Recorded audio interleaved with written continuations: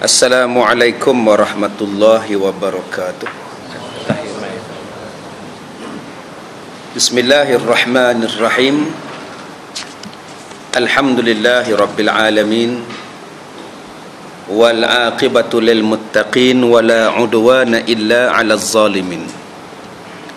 Ashhadu an la ilaha illallah wa ashhadu anna Muhammadan abduhu wa rasuluh. Allahumma salli ala Muhammad wa ala alihi wa ashabihi ajma'in. Qala Allah Ta'ala, a'udzu billahi minasy syaithanir rajim. Tilka ayatullahi natluha 'alaika bil haqq wa innaka laminal mursalin. Sadaqallahul azim. Insya-Allah kita menyambung pembacaan kitab kita. Kita membaca kitab Bahrul Mazi jilid yang ke-15. Kita masuk pada bab yang ke-30. Bab ma jaa satakunu fitanun qaqta'il muslim. Bab yang telah datang ia pada menyatakan hadis lagi akan didapati beberapa fitnah seperti beberapa kerat malam yang gelap. Kita akan membaca 3 hadis daripada Nabi sallallahu alaihi wasallam berkenaan dengan keadaan umat Islam di akhir zaman yang dilanda dengan fitnah. Dan fitnah yang melanda umat Islam itu macam malam yang gelap. Malam yang gelap ni maknanya tak tahu nak pergi mana. Nak melangkah pun tak tahu. Siapa yang bunuh orang malam-malam pun tak nampak. Jadi apa malam-malam pun tak nampak. Maksudnya ialah fitnah yang akan berlaku kepada umat Islam merata.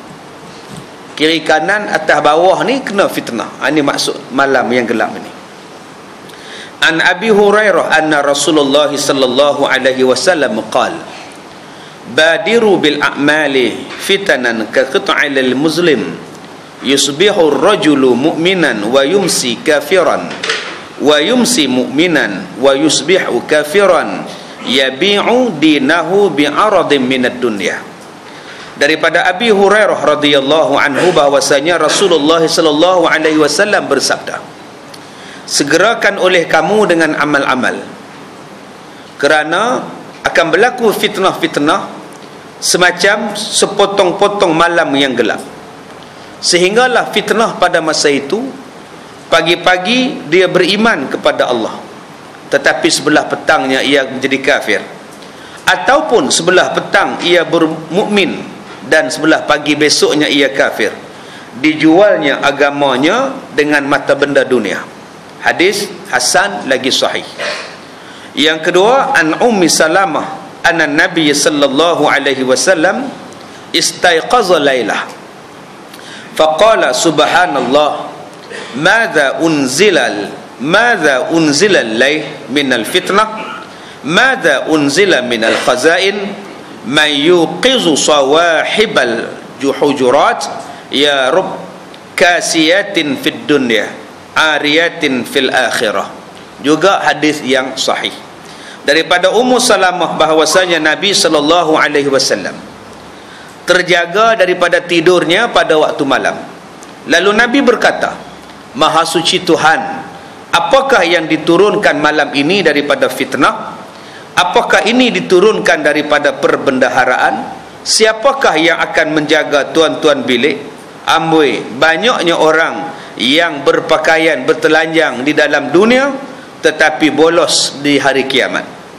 An Anas bin Malik an Rasulullah sallallahu alaihi wasallam qala takunu baina yadayillah baina yadis sa'ah fitanun qad qata'al muslim yusbihu ar-rajulu fiha mu'minan wa yumsi kafiran wa yumsi mu'minan wa yusbihu kafiran yabi'u aqwamun dinahum bi'aradin minad dunya.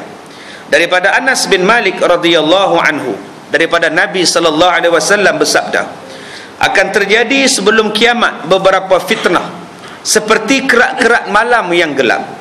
Berpagi-pagi lelaki padanya beriman, sebaliknya petang akan menjadi kafir, dan petang-petang pula beriman kepada Allah, pagi-paginya pula akan menjadi kafir. Menjual kaum-kaum akan agama mereka itu dengan kemewahan daripada benda dunia.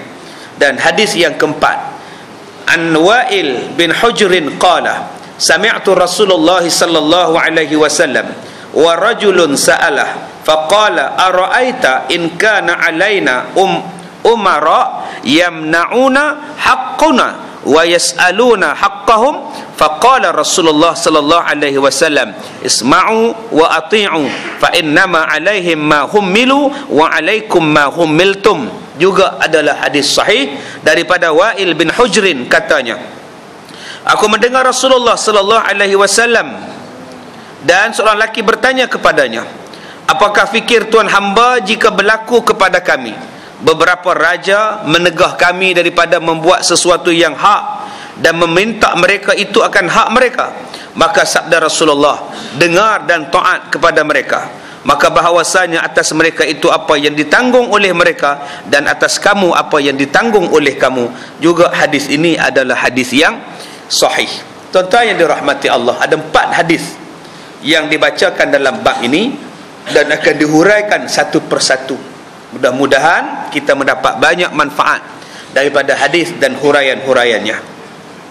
Ketahuilah wahai saudaraku, telah dikhabarkan oleh Nabi sallallahu alaihi wasallam pada segala sahabatnya akan jadi fitnah.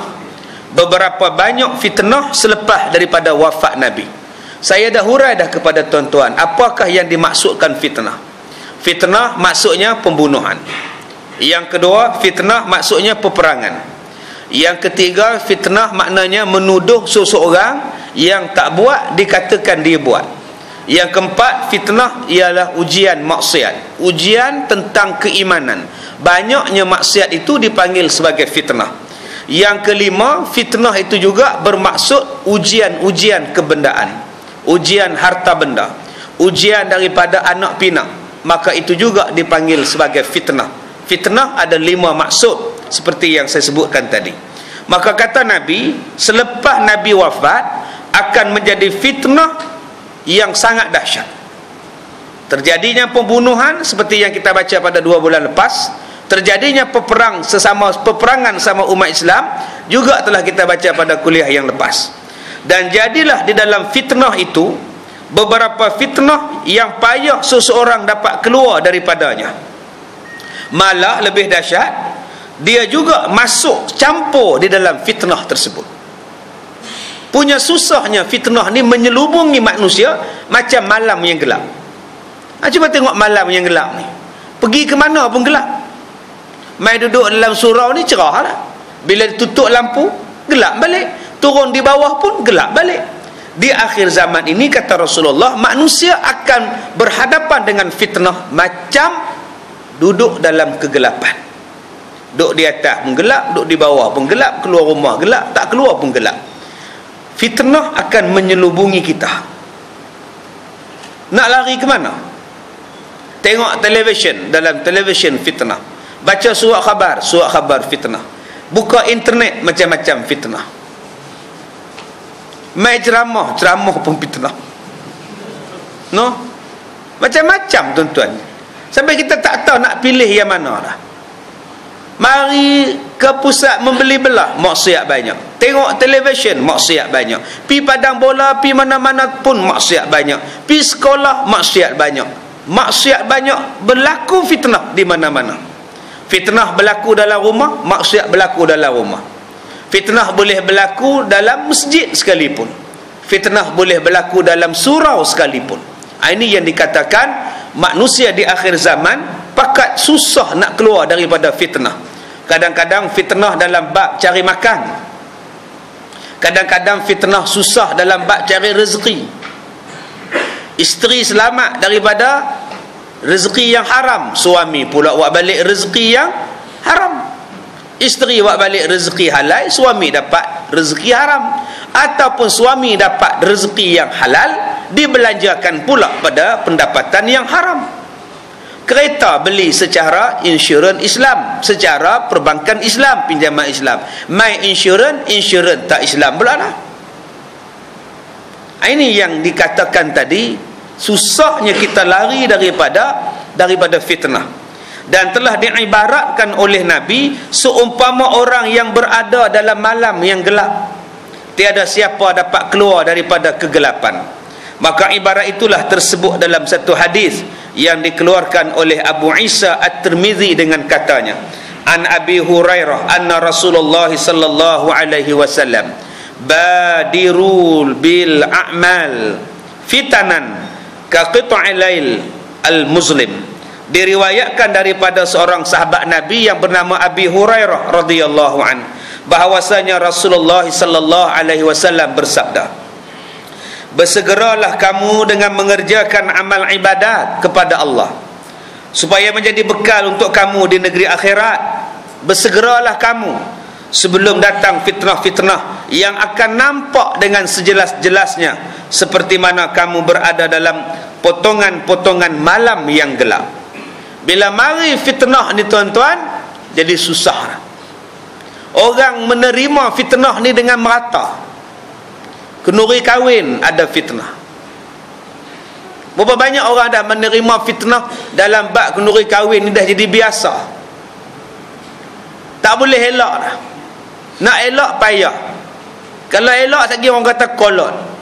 Berapa ramai yang tak semayang bila buat kenduri. Pengantin, bapa pengantin, caterer. Fikir tengoklah sekarang tuan-tuan. Jadi biasa dah. Pengantin main karaoke, tetamu main karaoke, dah jadi biasa lah. Dedah aurat jadi biasa lah. Anak-anak dara pakai pakaian kebaya, yang mak ada sikit kebarung, anak kebaya ketat, kain belah sana sini, jadi biasa dah benda tu. Orang Melayu sebut dah jadi biasa Belawi dah. Jadi biasa, dah tak heran dah ustaz.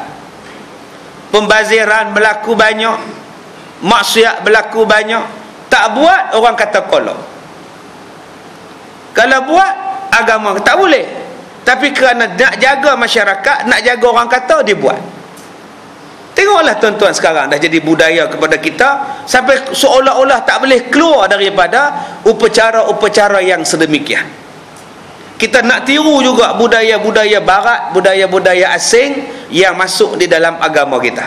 Seolah-olah tak boleh ditolak, padahal kita berhak dan mampu menolaknya. Tuan-tuan tengoklah sendiri macam-macam. Daripada tahap yang paling kecil, nak sambut hari jadi anak pun dah masuk fitnah. Mak pak pakai tanduk ni. Mak ni pakai tudung, pergi pakai tanduk pula. Tanduk setan. Pak pakai tanduk, mak pakai tanduk. Pak setan, mak pun setan. Orang dah kata dah tak boleh pakai, tak, dia nak pakai juga. Bila orang kata pasal apa pakai, saja-saja ustaz, bukan ada niat nak jadi setan pun. Dia jadi sebagai biasa dah. Bila kita tegur, kita pula macam kita bodoh, kata dia, kita nak jadi setan. Orang pakai je, suka-suka aja. Dulu kita duk sebut tiup lilin. Ulama-ulama kata jangan tiup. Sekarang tengok ulama pun dah tiup semua dah. Ni yang kita jadi takut. Fitnah ni dah jadi merata dah. Tuan-tuan bantah kalau ada pemimpin yang tiup lilin di upacara keagamaan agama lain. Termasuk yang tak boleh tiup lilin ialah hari jadi anak kita. Kita duk nampak semangat nak sambut hari raya agama lain. Kita duk tengok orang kita duk tiup dia ucara-ucara depa Bali, Taipusam dan sebagainya. Itu dia punya hal. Hak dalam rumah kita pi tempah kek, pi tiup lilin, apa hukum itu? Dah dijadikan sebagai fitnah biasa. Termasuklah kita sebut Olimpik sekarang, yang Nabi dikejar oleh iblis, dikejar oleh jin ifrit sambil membawa api. Sampai Nabi baca doa kepada jin ifrit, jatuh tersungkur jin ifrit yang membawa api itu. Dulu orang panggil suluh api. Api yang jin ifrit bawa tu, dalam kitab-kitab lama sebut suluh api. Mai zaman 70-an panggil jamung. Mai zaman 90-an ni, 2000 ni dia panggil obor. Sekarang semua sukan mesti nyalakan obor. Buat larian obor. Dia jadi sebagai satu fitnah biasa. Benda itulah yang dipadam oleh Nabi dalam Isra' dan Mi'raj ketika dikejar oleh jin. Kita pula pakai duk puja. atas semangat setia kawan, setia negara, nak membangunkan Sokan, nak menjadikan Sokan ni sebagai satu benda yang baik, maka dijelajahlah seluruh dunia, bawa larian obor. Ni dia yang Nabi kata ni. Dah jadi satu-satu benda yang sampai macam tak boleh keluar. Jadi fitnah tu sampai tak boleh keluar. Maka Nabi sebut kepada kita, badiru bil a'mal, bersegerakan buat ibadat. Kalau sampai saat itu, jadi payah dah. Sampai saat itu jadi payah. Sampai kita ni jadi haru biru. Nak balik ke tak balik Kenuri ni? Balik ada karaoke, balik ada bersanding-sanding. Malam tu pula ada upacara menukar-nukar baju. Dekat 13 lai baju ni nak tukar ni, nak ambil gambar. Malam tu pula gazal party pula. Nak balik maksiat, tak balik adik sendiri kahwin. Tegur dekat mak, mak kata kamu anak, aku mak. Tegur dekat bapak, jangan cakap banyak, mak kamu suka diam. Cakap dekat Tok Wan, dekat opah, biarlah dia mau buat. Opah pun nak nengok juga, kata dia. Pejam mata opah kalau nengok. Dia kira pejam mata dia je. Daripada segi hukum dia tak tahu. Kita balik serba salah, tak balik serba salah. Jadi semua serba salah. Tu lagu Ar-Azmi tu. Yang ni yang dikatakan serba salah ni. Tak pergi, orang kata. Pergi, Tuhan kata. Macam mana nak buat? Maka kata dia, bersungguh-sungguhlah hai sekalian sahabatku. Capailah daripada sekarang akan amal yang menjadi bekal sekalian kamu di negeri akhirat, sebelum sampai sekalian kamu termasuk dalam fitnah. Cepat-cepatlah, jangan duk tangguh-tangguh. Bab nak mengaji ni jangan duk tangguh lepas pencen baru nak mengaji. Tunggu senang sikit ustaz. Sekarang ni banyak benar projeknya ustaz. Tak sempat ustaz. Tunggulah siap projek, saya adalah masa mengaji sikit. Nabi kata jangan tangguh. Kalau tangguh memang fitnah lagi lagi banyak. Lagi siap projek, lagi dapat projek baru. Lagi dapat projek baru, lama-lama tak mengaji dah. Sopalah kita pun. Kita kata tunggu lepas pencen saya belajar ustaz. Lepas pencen macam-macam tawaran. Offer 2 tahun, kontrak lanjut 3 tahun. Gaji dapat, allowance dapat, pencen dapat. Mula-mula dulu tak mau juga. Bila tengok allowance dapat, pencen pun jalan, siapa nak bagi ustaz 4,000 sebulan? Bukannya lama pun, sambung je lah ustaz. Dulu kamu janji nak pencen, kamu nak kerja, kamu nak mengaji lepas pencen. Sekarang dah pencen, fitnah sampai. Nak berhenti ke, nak kerja ke, apa agak? Nak apa agak? Nak apa agak? Dia mari dah. Ini yang dikatakan fitnah ini. Makin nak berhenti, makin banyak ujian. Itu yang kata fitnah. Dulu berlakon, tak berapa laku sangat. Akhirnya pergi umrah. Balik-balik umrah pakai tudung. Teriak ni nak rak dalam TV ni. Lah, teriak keluar segala air mata, hinguih semua. Kau dah taubat, kau tak mau dah apa-apa campur dah. Kau nak kembali pada Allah, mendekatkan diri kepada Allah. Lepas-lepas pakai tudung, ujian lagi banyak. Lantik jadi juri sana, lantik juri sini. Lama-lama lah tudung pergi ke mana dah. Tinggal tengkok saja ni. Habis nampak semua dah. Yang ni yang dikatakan fitnah ini. Nak lari pergi mana? Sat orang lantik jadi ni, sat orang panggil ni, sat orang panggil ni. Dan bila orang panggil, masing-masing ada syarat. Masing-masing ada syarat. You kena pakai macam ini, you kena pakai macam ini. Nak duit, nak ikut syarat, atau nak balik ke pakai jalan, macam mana? Inilah yang disebut fitnah. Fitnah yang saya katakan tadi ialah ujian. Sampai kita tak boleh lari. Malam yang tiada dapat kamu terlepas daripadanya. Maka apabila sampai sekalian kamu pada waktu fitnah itu, sudahlah datang barang yang menyibukkan diri sekalian kamu, sehinggalah kamu tidak dapat berhadap kepada amal ibadat dengan sebab sibuknya dengan fitnah-fitnah ini. Saya katakan tadi pada tuan-tuan, fitnah apa? Yang keempat, fitnah yang keempat, anak dan harta benda dunia. Bila mari fitnah kepada anak, memang tak sempat nak pergi ambil tuition, nak hantar tuition, nak balik. Sat lagi tuition sana pula, tuition sini pula. Tarawih pun tak pergi dah. Pasal apa? Sibuk ke tuition. Tak sempat dah. Buka puasa pun ala-ala kadar je. Sebab nak hantar anak. Rupanya pergi tuition piano. Ya, pergi tuition vokal. Pergi tuition vokal aja. Macam-macam. Jadi sibuk dah tuan-tuan. Jadi tak tentu dah. Anak kita pula di sekolah macam-macam pelajaran.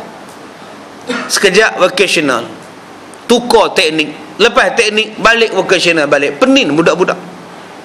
Sekejap bahasa Melayu, naik bahasa Inggeris, nak kaji pula. Di mana satu ni udah penin dah.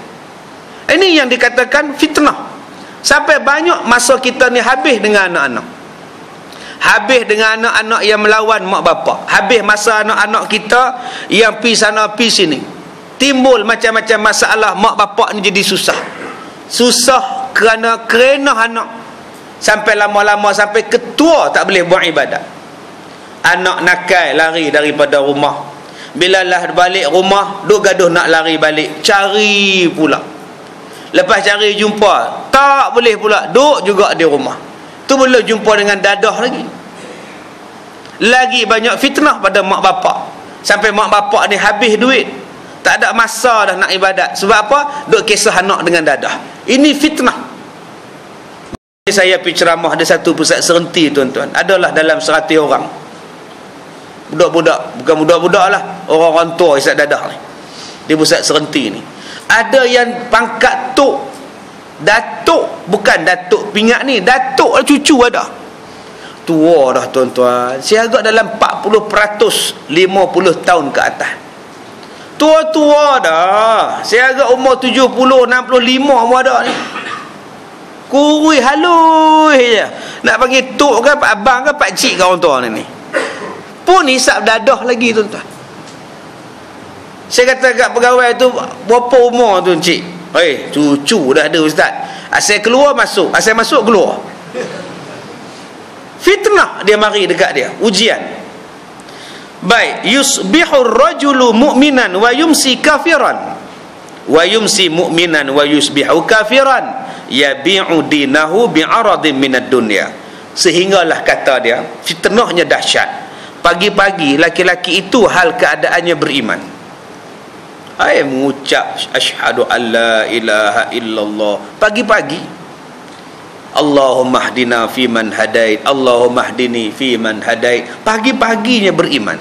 Bila mari petang, jogging di taman tasik, jogging di padang permainan, pakai seluar pendek. Kita kata tak boleh pakai seluar pendek ni haji. Kita orang lelaki wajib tutup aurat. Nama dia Haji Bakhil pakai seluar pendek. Tuan-tuan tak ingat cerita Haji Bakhil pakai seluar pendek? Pergi piknik. Nah, kan anak dia kata, ambil bapa ayah ni sekarang ni dengan kereta baru, dengan seluar pendek. Kan kita nak pergi piknik, kata dia. Nah, Haji Bakhil dengan haji seluar pendek lagi tuan-tuan. Pergi tepi pantai, jumpa Cikgu Murni. Duk suruh anak-anak murid dia ni. Apa kata Haji Bakhil? Apa kata dia? Macam janji-janji pula, kata dia. Pergi makan roti tu, bawa pokok tu. Makanlah Tuan Haji, ini saya yang buat. Tak apalah Cikgu Murni, saya belum lapar. Makanlah Tuan Haji, kalau orang sudah paksa apa boleh buat. Baru suruh sekali dia kata paksa, punya gatai tuan-tuan. Lain kalau 10 kali tu barulah kita kata paksa. Ni baru sekali, makanlah Tuan Haji, kalau orang sudah paksa apa boleh buat. Nampak? Ni kata ni fitnah. Fitnah kita tu dia lah kata tadi ni. Kita ingat tua-tua kita ni orang tak mau dah. Tua-tua kita pun ada orang nak. Dulu dia pakai serban kepiah juga. Lah orang muda nak ni pakai topi. Fitnah ni dia akan jadi merata, sehinggalah kata Nabi, pagi-paginya mengucap, mai petang duk jogging pakai seluar pendek, kita tegur dia, awak pakai seluar pendek, apa salahnya? Duk kira halal haram, semuanya haram semua, payahlah. Saya pakai seluar pendek pun bukan orang saya kacau orang. Perkataan dia boleh membawa kepada kafir. Pagi-paginya bercakap tentang Allahumma hdini fiman hadait. Ya Allah, berilah hidayah pada aku macam mana orang lain dapat hidayah. Mari sebelah petang dia sebut apa tentang agama. Kalau ikut agama ni habis ustaz, apa yang boleh kita buat? Kita ni tak maju sebab kita ni sikit haram, sikit halal, sikit makruh. Cuba tengok orang Cina, kenapa dia maju? Sebab dia tak ada haram, halal belaka. Kita ni yang mengokong kita, yang mengepit kita, itulah yang menyebabkan kita ni mundur, maju. Inilah dia ucapan yang membawa kepada kafir, menganggap bahawa Islam tidak sesuai. Ataupun pada sebelah petangnya, sebelah malamnya ia beriman pada Allah, mai baca doa Allahumma amitna bil Islam, minta ya Allah matikanlah aku dalam Islam. Mai pagi besok pula kafir pula dah. Pergi office, bila sebut tentang hukum hudud, bila satu orang duk baca dalam surat khabar Allah, seorang jururawat diragut sehinggalah patah tangan dan melecur di seluruh badannya. Buka muka surat belakang pula, seorang amah menikam tuan rumahnya di muka, di dada, di perut, di paha. Kena pakai hudud dah kita ni. Sampai macam ni sekali ni, ragut sampai patah tangan orang, tikam sampai masuk hospital, nasib baik tak mati. Kawan tu kata, orang ni pula jawab, mana sesuai, masyarakat kita ni berbilang bangsa, mana nak sesuai hukum hudud dengan masyarakat berbilang bangsa? Tak sesuai, yang tu tak sesuai. Dia sudah menjadi kafir dengan katanya itu.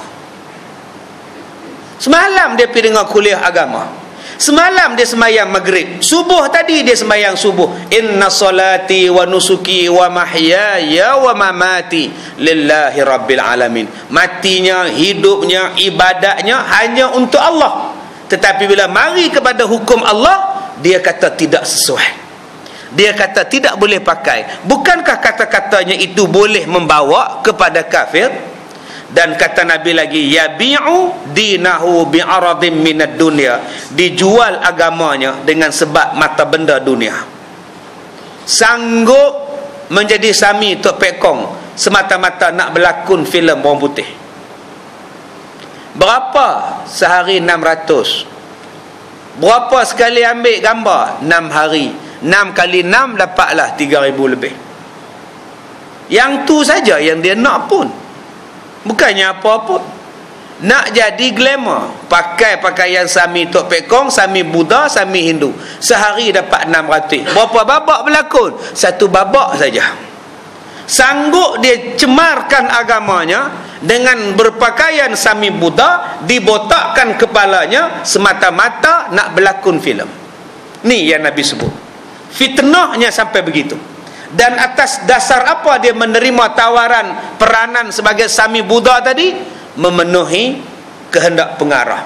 Saya sebagai pelakon, saya perlu memenuhi kehendak pengarah. Saya sebagai insan seni, saya tidak boleh memilih watak. Kalau kita nak berjaya, kita hendaklah menerima semua watak, termasuklah watak sebagai orang kafir ataupun sami Buddha Tok Pek Kong sekalipun.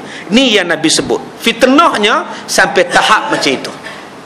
Fitnahnya sampai tahap berlakon jadi orang bukan Islam pun dia ambil sebab nak dapat duit.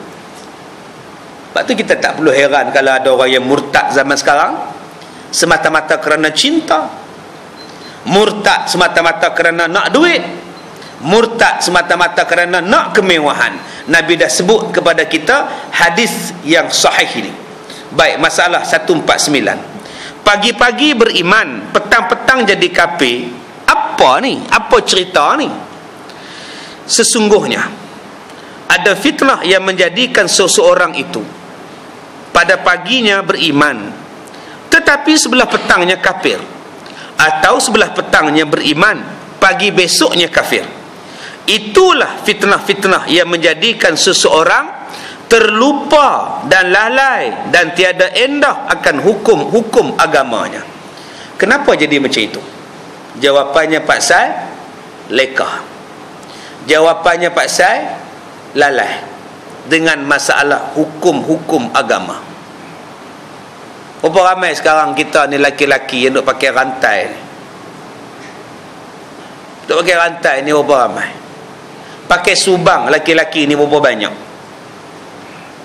Yang gatai nak buat pemindahan jantina tu berapa banyak? Yang gatai duk jadi pakaian perempuan, jadi pakaian dia. Baru ni satu cikgu sekolah pencin mai jumpa saya. Anak dia cikgu sekolah, mak pak dia jumpa baju dalam bilik tidur anak laki-laki cikgu ni. Jumpa baju dalam, kain dalam, gincu. Boleh bayang tak tuan-tuan? Satu pak yang dah tua pencin, mak pak cikgu pencin, anak pun cikgu, anak laki-laki ni berpakaian perempuan. Suruh abang ipar pergi siasat, cari di mana adik hang ni. Cari nampak kereta parking dekat luar kelab malam. Abang ni menyorok masuk tengok adik dia berpakaian perempuan. Cikgu sekolah tuan-tuan. Boleh bayang tak kalau cikgu pakaian macam itu? Apa nak jadi pada anak-anak murid dia? Dia tak fikir dah halal dan haram. Yang dia fikir apa? Nafsu. You all tak faham perasaan. Ya Allah, aku sepak ni kan. Tak faham. Kamu tu jantan. Yang gatai nak jadi perempuan pasal apa? Kamu laki-laki. Simpan janggut, simpan misai, simpan bulu kaki tu. Ini habis ditarahnya bulu kaki ni. Apa ni? Silat-silat dia pakai stay free apa ni? Saya pun susah hatilah tengok iklan dalam televisyen sekarang ni. Iklannya tuala wanita pun nak iklan sekarang ni. Bukan saya nak hina pelakon-pelakon tu, tak ada iklan lain ke? 3 anak gadis ni nak pergi pasar raya. Seorang tu muka masam je. Kenapa awak masam muka? Hari ni saya period lah, saya tak bebas lah. Tidak lagi kalau anda menggunakan dot-dot-dot, kata dia. Ya Allah, malu lah tuan-tuan. Dulu orang dulu kalau nak beli tuala wanita ni bungkus dengan surat khabar. Sekarang boleh iklan. Udah macam iklan Pampers dah sekarang ni. Dengan menggunakan dot-dot-dot, anda lebih ceria dan yakin sepanjang masa. Terus dia tunjuk melompat terus tuan-tuan. Ya Allah, udah hilang nilai-nilai adab ketimuran kita ni. Benda yang sulit macam tu pun orang dah iklan dah. Benda macam tu tak payah iklan. Malu pada orang. Sifat malu tu dah tak ada dah sekarang ni. Saya tengok iklan dalam surat khabar tu, iklan tayang 4 punggung perempuan. Kita beli surat khabar tu ada gambar siap warna-warni lagi, suruh pakai seluar pendek, nunjukkan punggung aja. Kami semua menggunakan dot-dot-dot. Hai, subhanallah, tak sesuai tuan-tuan dengan nilai-nilai kita ni. Baik, seperti diketahuinya riba tu haram, maka dikeluarkannya helak, memakannya dikatakannya halal. Berapa ramai kita sekarang ni yang terlibat dengan kad kredit?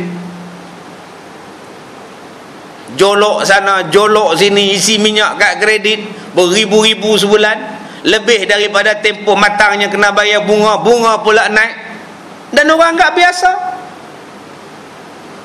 Bangga pula ada kad kredit, kad yang membolehkan kita beriba. Bank pula telefon kita, awak mau senang, mau pinjam senang, tak payah isi borang, kita terus masuk saja dalam akaun awak. Berapa satu bulan, berapa 9%. Okeylah, on masuklah. Cash on call sekarang. Terus masuk saja. Mudahnya orang nak buat. Dan bila tak boleh bayar tunggakan biasa Ustaz. Kalau tak hutang tak rasa Ustaz. Kamu menganggap riba tu biasa. Sedangkan riba itu allazina yakuluna riba la yaqumu illa kama yaqumul ladzi yatakhabbathu syaitanu minal mas. Allah sebut terang-terang pengharaman riba, wazarul bai' wa harramar riba.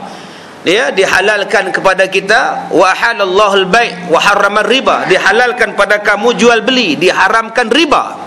Halal jual beli, haramnya riba. Tapi kita sekarang riba itu sudah jadi biasa, melata. Beli minyak riba, beli perabot riba. Seolah-olah kalau kita tak buat riba, maka tak boleh pakai. Biasalah ustaz, kalau tak hutang tak ada merasa ustaz. Itulah yang dia kata tadi. Maka dikatakannya halal, maka sudahlah ia menghalalkan yang haram. Maka yang demikian itu bukankah kafir namanya? Bukankah dah kafir? Biasa ustaz, biasa kata dia. Di situ ayat yang saya bacakan tadi, allazina yaquluna riba, itu orang yang makan riba itu tidaklah bangun di hari kiamat, melainkan dia bangun macam kerasukan hantu. Dalil yang sangat terang dalam Quran bahawa hantu boleh merasuk manusia. Sebab saya baca dalam keluaran akhbar minggu lepas, seorang profesor kata tidak ada kerasukan hantu, histeria tu karut. Tah profesor bengong mana tah? Dalam Quran yang sebut terang-terang bahawa kerasukan hantu itu wujud. Sehingga dalilnya dalam Quran, orang makan riba di hari kiamat bangun macam orang masuk hantu. Cuba tengok orang masuk hantu. Berdirinya tak boleh, berdirinya bongkok-bongkok, menjerit-jerit, rebah, melolong-lolong. Kenapa jadi macam itu? Kerana jin, bila dia merasuk seseorang, jin itu akan duduk di saluran darah yang membawa darah pergi ke otak. Saluran darahnya akan menjadi sempit. Bila saluran darahnya menjadi sempit, oksigennya tak sampai kepada otak. Sebab tu dia jadi melolong-lolong, menjerit-jerit. Macam tuan-tuan tengok lembu yang kena sembelih. Cuba tengok lembu yang kena sembelih. Setengah minit selepas disembelih, dia mula meronta-ronta. Sebab apa dia meronta-ronta? Sebab oksigen dia sudah kurang untuk sampai ke otak. Bila sudah kurang, dia akan meronta. Maka jin, bila dia nak merosakkan makhluk, dia nak menggoda makhluk, dia nak merasuk makhluk, dia akan duduk di saluran itu. Maka orang itu pun tidak cukup udaranya, tidak sampai darahnya, maka pemikirannya pun kacau. Itulah kerjanya jin. Jadi yang tak percaya pasal apa dengan histeria ni? Pasal apa tak percaya? Ada lah histeria tu. Atau ustaz, takkan jin tu kena pindah-pindah pula ustaz? Boleh ke pindah ustaz? Memindahkan jin? Boleh ustaz, pergi sewa bas pula. Macam di Kuantan tu, Bomo ni sewa bas untuk menghalau jin. Bas sekolah ni datang, driver lari, takut. Tinggal bas aja. Last sekali naik van preview je pindah. Kesian hantu-hantu tu. Sempitlah sikit van, bas selesa lah. Boleh lunjuk-lunjuk kaki. Van ni maklum sajalah sempit. Boleh ke ustaz memindah-mindahkan jin ini? Sebab itulah tuan-tuan, kenalah belajar. Jin terbahagi kepada 3 bahagian. Yang pertama, jin yang terbang. Hinggap sana, hinggap sini. Dia terbang sana, terbang sini. Ini jin jenis terbang. Bumbung sana, bumbung sini. Jin macam ni tak apa, dia boleh terbang. Dan dia terbang laju. Dan dia tidak memerlukan pesawat untuk terbang. Sebab ada yang kata bahawa UFO itu jin. Leceh lah kalau UFO itu jin. Kena buka lampu, start enjin, Allah. Jin start enjin, apa hai pula, pelak tak ada ke macam mana ke? Kan heran kalau jin terbang naik UFO tuan-tuan. Tak payah, dia tak payah naik UFO ke, tak ada, dia terbang jalan. Jin yang kedua, jin yang boleh menyerupai binatang. Ular, kalau jengking, anjing, lembu, unta, dia boleh menyerupa benda-benda ini. Yang ketiga, jin yang melata, yang tak boleh terbang, dia duduk cokoh di situ je. Kalau duduk di pokok, dia nunggu pokok tu. Kalau duduk dekat gua, dia nunggu gua. Tiba-tiba seorang bawa kambing sesat hilang masuk dalam tu. Jumpa gembala kambing ini jumpa Mas dalam gua tu. Mas, ada orang Mas, intan berlian. Hei manusia, ini harta bukan kamu yang punya, ini Ama Albab yang punya. Itu cerita Ama Albab 1965. Jin yang macam itu dipanggil jin melata. Dia tak tahu di tempat lain, dia tahu gua dia, itulah dia. Dia tak kerti terbang. Itu jin melata yang Piramli buat cerita Ama Albab. 3 beranak tu lah. Bukan ada orang lain pun, dema je dalam gua tu. Dema ni yang boleh dipindahkan. Sebab dema tak kerti nak pergi mana. Dema tak pandai nak pindah mana. Kita kata pindah, tempat ni kami nak masuk, mana kami nak pergi. Tu yang dipindahkan. Tambah-tambah yang pindah tu pula tua, tak larat. Tu yang naik bas tu, merasa naik bas pegang kat depan tu, merasa tuan-tuan. Ini bentuk-bentuk jin. Jadi belajarlah habis-habis tentang masalah jin. Janganlah bila kita tengok budak histeria, kita kata budak ni tension.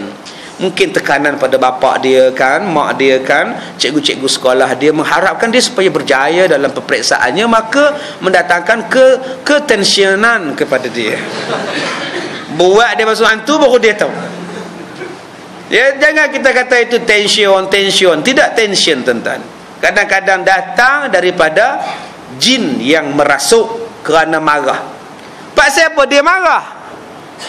Jin marah, jin merasuk sebab jatuh benda berat atas dia. Tuan-tuan main bola di padang, sepak bola kena kepala jin. Main kasar ni. Masalah kita, mana kita nampak dia.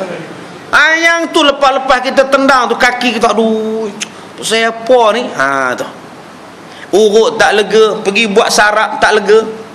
Ataupun kita menuangkan air panas ke atas dia. Tuan-tuan rebus telur sebab anak nak berkhatan, cuti bulan 8 ni. Rebuslah 40 biji sebab 40 tetamu. Air panas rebusan telur itu, tuan-tuan pergi tuang dalam longkang. Kebetulan jin tu tengah landing dalam longkang. Melampau ni, siap. Lengoh di pula ni. Itu punca-punca jin merasuk. Kita ambil rumah dia, kita kacau dia, kita kencing dalam lubang tempat dia tinggal. Yang tu yang dia marah. Sebab tu Nabi larang kita kencing dalam lubang, di hutan, di tanah dan sebagainya. Mungkin ular dalam itu, ataupun jin juga tinggal di dalam lubang-lubang. Tuan-tuan pergi tala kencing dekat dalam lubang tu pula. Pening dia ni. Lain macam ni kopi radik ke atau kali ni, kata dia. Ni pun salah. Yang tu yang balik-balik bengkak tu, tuan-tuan. Ni kena faham betul-betul ya, jin itu. Kita hidup di dunia bukan berkongsi dengan manusia saja dan hayawan. Kita juga berkongsi dengan makhluk yang tidak nampak. Kita juga berkongsi alam, berkongsi makan, berkongsi dunia dengan makhluk yang tak nampak. Dan makhluk yang tak nampak inilah yang kita sebut jin ataupun ifrit ataupun setan ataupun hantu ini. Baik. Kemudian apabila mengucap ia dan beriktikad ia sebagaimana iktikad muslimin, maka dia jadi Islam. Lepas-lepas dia kata, Ustaz, kalau saya tak hutang Ustaz, saya tak merasa Ustaz. Kalau saya tak hutang rumah ni, saya tak hutang kereta ni Ustaz, saya pakai tak merasa lah Ustaz. Dia riba beriba lah Ustaz, janji saya pakai kereta. Perkataannya itu kafir. Tetapi bila dia main semayang, dia mengucap Islam balik. Asyhadu an la ilaha illallah. Ini dia maksudnya ni. Sak Islam sak kafir, sak Islam sak kafir, sak Islam sak kafir. Dia kata, kemudian dikatakannya lagi, maka kafirlah lagi. Dan seperti yang orang yang berada dalam susah kehidupannya, menyumpah-nyumpah Allah, berkata Islam ni susah, Islam ni payah, dikatanya Islam menjadikan dia miskin, mundur dan sebagainya. Nanti dia semayang pula jadi Islam balik. Masa dia hina, dia jadi kafir. Masa dia semayang, dia jadi Muslim. Maka semuanya ini boleh menjadikan kafir dan boleh menjadi mukmin pada sebelah pagi. Tiada ia sedar petang tadi ia kafir, atau sebelah malamnya di dalam Islam tiba-tiba masuk siang pula menjadi kafir. Inilah dia tuan-tuan. Kenapa dia cakap macam itu? Jawapan yang paling mudah, kerana tidak memahami Islam, tidak faham Islam. Payuh Islam ni no. Dia boleh kata macam itu. Tak adalah sonok-sonok makan suruh puasa. Tak boleh ke kalau puasa belah malam? Tak payah puasa belah siang. Tak, Tuhan kena faham tau. Nampak tu tuan-tuan bunyi dia tu. Tuhan ni kena faham. Macam masalah kita sekarang, macam ni Kuala Lumpur dengan jam kan, kerja banyak, letih, tiba-tiba siang hari puasa pula. Saya rasa malam lebih sesuai untuk berpuasa. Dia ingat Tuhan tu pak saudara dia gamak tuan-tuan. Dia suruh Tuhan faham dengan masalah dia. Orang yang cakap macam ini boleh kafir dia, boleh jadi rosak iman dia, menganggap Islam ni teruk, menganggap Islam ni tak sesuai, menganggap Islam ni tidak relevan. Nanti dia semayang, dia mengucap Islam balik, nanti dia cakap kafir balik. Ini dia ni, sak masuk sak keluar, sak masuk sak keluar. Ini yang dipanggil sebagai riddah. Habis tu ustaz, kalau dia mati, wajibkah kita semayang mayat dia ustaz? Wajib, sebab dia masih Islam. Tu dia mengucap masa semayang. Dia tengok benda pelik pun, la ilaha illallah, mengucap lah tu, Islam lah tu. Walaupun tadi dia kata kita ustaz riba tak riba sama je ustaz, nanti dia sembahyang maghrib, Islam lah dia. Ini yang jadi masalah ya di akhir zaman ini kerana kejahilan. Masalah 150, fitnah sampai kepada tahap menjual agama. Sesungguhnya sangat banyak berlaku zaman kita daripada hal fitnah yang sampai menjadikan seseorang itu menjual agamanya dengan sebab berkehendak kepada mata benda dunia.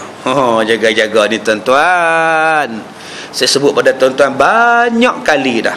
Asas perjuangan, jangan lari. Perjuangan kita apa? Menegakkan Islam. Perjuangan kita apa? Meletakkan hudud sebagai undang-undang tertinggi. Perjuangan kita apa?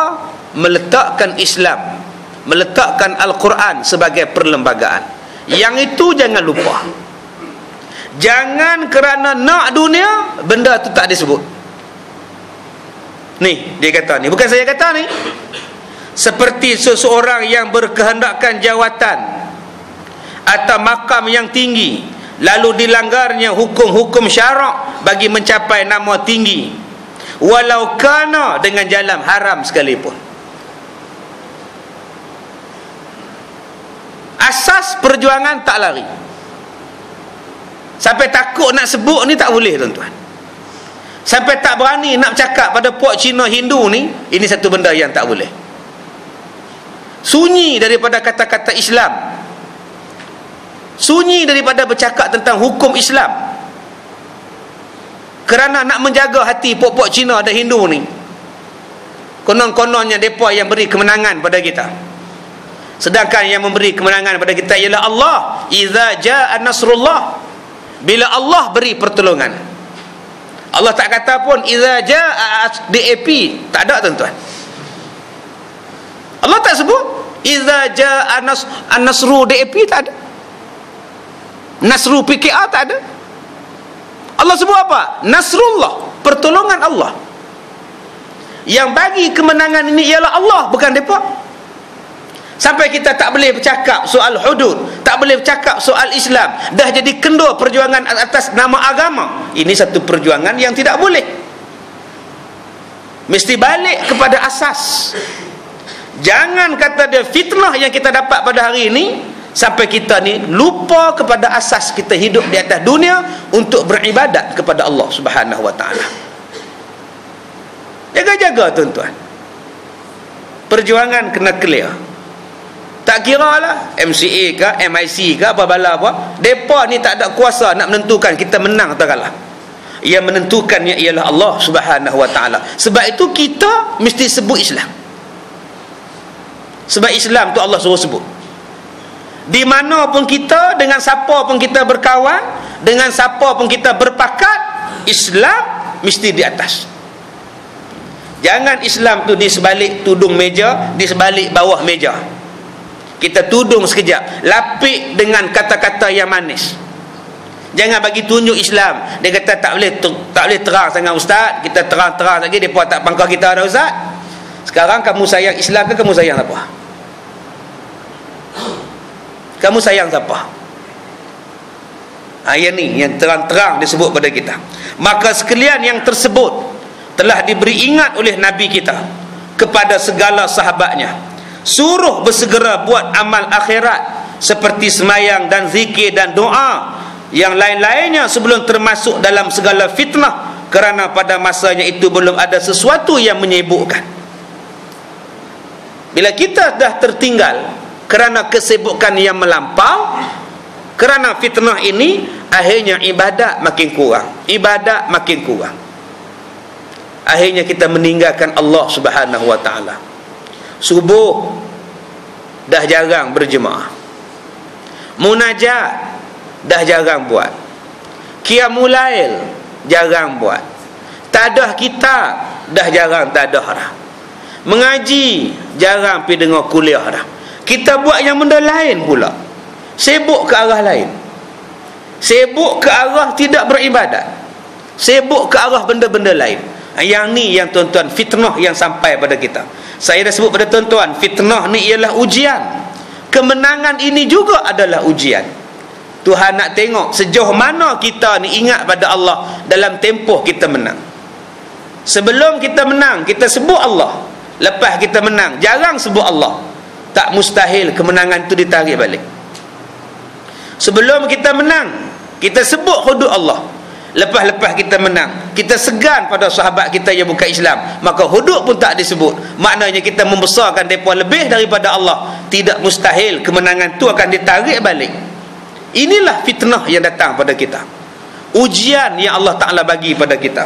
Sungguh pun pada hadis ini zahirnya memberi ingat kepada sahabat, sebenarnya ia juga menyuruh kita kepada sekalian umatnya, sebagai kata Imam Nawawi dalam kitab Syarah Muslim.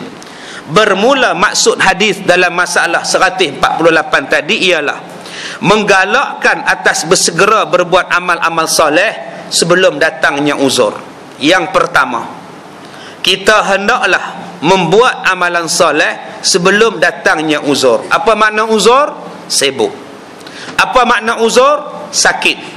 Apa makna uzur? Banyaklah tuan-tuan. Uzur ni banyak lah. Sukan ni pun uzur juga. Nak pergi kuliah ke nak tengok Lee Chong Wei? Pergi kuliah Lee Chong Wei, pergi kuliah Lee Chong Wei. Dia mari uzur lah. Pasal badminton pun uzur lah. Dan kemasyghulan yang lain daripadanya, dengan sebab apa-apa yang datang ia daripada fitnah yang menyibukkan dan bertimbun-timbun sebagaimana timbun kelam malam yang gelap tidak berbulan.